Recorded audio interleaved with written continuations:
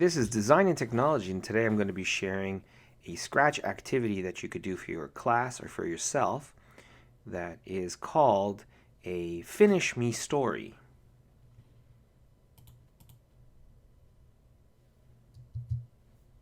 Good morning. Welcome to my farm. I am going to see what is growing.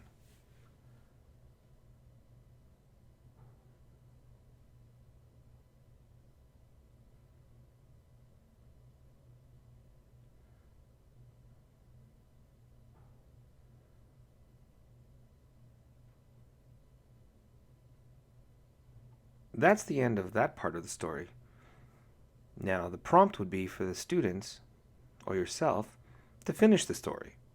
What do you think is going to happen? I'd like to share the code. It does require a little bit of explanation, and I'll try to show you all of the bits. Two really interesting components that I've included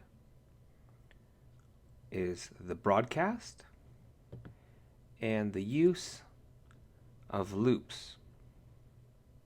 One thing to remember when you prompt the students to making these codes is that they need to be aware of sequence. When you're going through a code, it will begin at the top with the event, and it'll go sequentially through each block. You will have to adjust the timing throughout the code. The broadcast is a great tool. This allows you to move back and forth. So this one will connect with this one. And then there's the apple. And then it will receive as well. This is the code for the apple tree.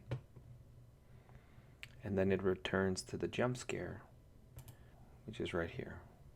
If you have any questions, don't forget to leave a comment down below. Please make sure you subscribe so you can get all of my content. And thank you for watching.